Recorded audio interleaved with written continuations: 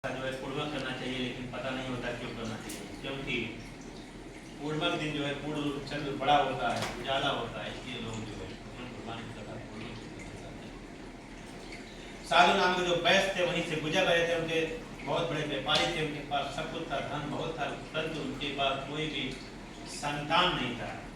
राजा उतमुख जो थे वहीं पर भगवान की कथा कर रहे थे, वो रुक कर उन्हें पूछते हैं कि हे राजन आप किसका पूजन कर रहे हैं? उन्होंने बोला हम भगवान की कथा कर रहे हैं। बोले इन्हीं की कृपा से जो कुछ मैं हूँ आज इन्हीं की कृपा से है। बोलिए बोलते हैं इसका फल क्या है, इसका विधान क्या है?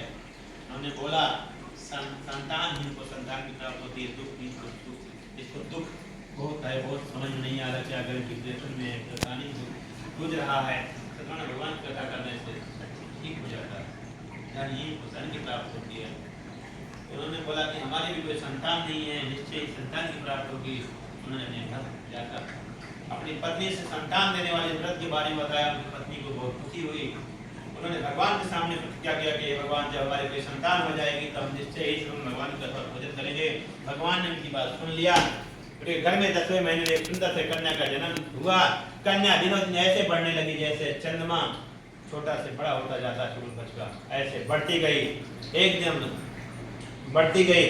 उनके घर में जब संतान की प्राप्त हुई, बेटी पैदा हुई, तो उनकी पत्नी बोलती है कि हे स्वामी आपने तो बोला था कि जब हमारे घर में कोई कन्या का जन्म या पुत्र की जन्म होगी, कोई संतान की प्राप्त होगी तो आप कथा करेंगे, आप तो कीजिए। फिर उन्होंने बोला कि जब इसकी शादी होगी तो हम करेंगे। उन्होंने बात को टरका दिया। धीरे धीरे जो है समय बीतता गया। एक दिन व्यापार करके लौट रहे थे, उनकी नज़र उनकी बेटी बड़ी वो खेल रही थी। उन्होंने बोला कि ये तो बड़ी हो गई है, शादी योग हो गई है, इसके लिए कोई ना कोई वर ढूंढ के लाना चाहिए। उन्होंने पैसा वाले थे, उनके पास टाइम तो नहीं था। उन्हें गांव के दूध को बुलाकर बोला कि हमारी बेटी के लिए कोई अच्छा सा बड़ी फूल ढूंढ लाओ। वो आसपास के नगर में ढूंढता गया, एक जगह कंचनपुर नगर में पहुंचा। उन्होंने वहीं पर एक बड़ी फूल ढूंढ लाया। उसी के साथ साधु वैश्य ने अपनी बेटी का विवाह सभी बंद बांधों को बुलाकर कर दिया। दुर्भाग्य से शादी के समय भगवान का नाम भूल गया। भगवान को कब तकलीफ होती है जब हमको वादे करते हैं कि हम ये करेंगे वो करेंगे। देखिए उन्होंने बच्ची के पैदा होने से पहले संकल्प लिया था, फिर जो है बच्ची बड़ी हो गई, वो 17-18 साल की हो गई होगी तो उन्होंने शादी किया होगा। करीब उन्होंने भगवान को 19 से 20 साल तक बताया। भगवान ने बोला सब कुछ तो मैंने इसको दे दी, इसने हमको न्योता तो दिया लेकिन हमें याद नहीं कर रहा है। भगवान ने बोला तुमको दारुण दुख प्राप्त होगा। देखिए जब कोई मन्नत मांगते हैं भगवान सामने तो पूरा करना चाहिए। तो उन्होंने दिन बीतता गया। उन पहले तो व्यापार करने के लिए अकेले जाते थे, बाद में उनको एक सहयोगी मिल गया, अपने दामाद को भी लेकर व्यापार करने के लिए गए। जैसे यहाँ के शारजा के से दूसरे हैं, दुबई से दूसरे हैं, वो दूसरे एक ट्रेन में प्रवेश कर गया। वहाँ पर राजा चंद्रकेत थे, उस समुद्र के रास्ते से जाता हुआ नाव से वहाँ पर जाके पहुँचा और वहीं व्यापार करने लगा। एक दिन शाम का समय था तो भगवान ने अपनी माया दिखाना शुरू की। भगवान ने माया दिखाया, एक चोर को प्रेरित किया। चोर राजा के यहाँ से धन चुरा कर भागा। सैनिकों ने पीछा जब किया तो उसने धन को कहाँ रख दिया, उसने नाव में रख दिया। तो इन्हीं दोनों को चोर समझकर जो है राजा के जो सैनिक थे पकड़ के ले गए, उनको जो है बंदी बना दिया। उनको जो है बोला कि इनको धन छीन लिया जाए, इनको बंदी बना के उनको सजा दिया जाए। तो इधर इनकी पत्नी को काफ़ी तकलीफ हुई, घर में धन चोर चुरा के ले गए, खाने की तबाही आ गई।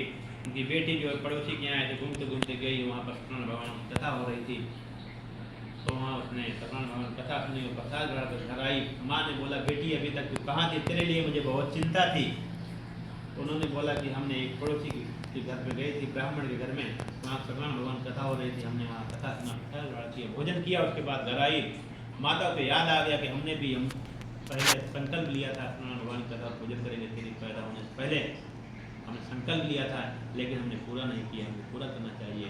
उन्होंने सत्यनारायण भगवान का कथा और पूजन किया। उसके बाद उन्होंने भगवान से प्रार्थना की है भगवान हमारे द्वारा, हमारे बच्चों द्वारा, हमारे पति द्वारा अगर जाने अनजाने में जो भी पाप हो गया, गलती हो गई है, क्षमा कर देना।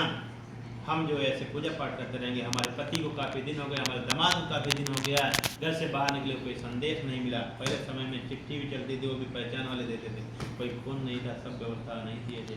तो उन्होंने बोला कुछ पता नहीं चल रहा है। तो उन्होंने भगवान से प्रार्थना किया कि हमारे पति और दामाद जल्दी घर आ जाएँ, तो हम फिर से जो है आपकी कथा पूजन करेंगे। भगवान ने फिर से चमत्कार दिखाया। उन्होंने बोला कि चलो ठीक है, इसको एक बार और चांस देते हैं। उन्होंने चंद के राजा के सपने में जाकर दर्शन दिया कि बोला जो तुमने दोनों बड़ी पुत्रों को बंदी बनाया उनको छोड़ दो, अन्यथा तुम्हारा राजपुत्र सब नष्ट कर दूंगा। राजा की नींद में जाकर स्वप्न में दर्शन दिया, उसके बाद अंतर्धान हो गए। राजा सुबह होते ही अपने सैनिकों को सभी को बोला कि दोनों बड़ी पुत्रों को कर से मुक्त कर दिया जाए। दोनों आते ही राजा को प्रणाम किया। राजा ने उनको नए नए वस्त्र भूषण पहनाए और उनको धन देकर विदा कर दिया। अध्याय समाप्त हो तो बोलिए कृष्ण भगवान की जय। श्रीमन्नारायण नारायण हरि हरि भजमन नारायण नारायण हरि हरि। प्रेम से बोलिए भगवान की जय, सत्यनारायण भगवान की जय, सब भक्तन की जय, सब संतन की जय, आज के आनंद की जय। चौथा अध्याय में इन्होंने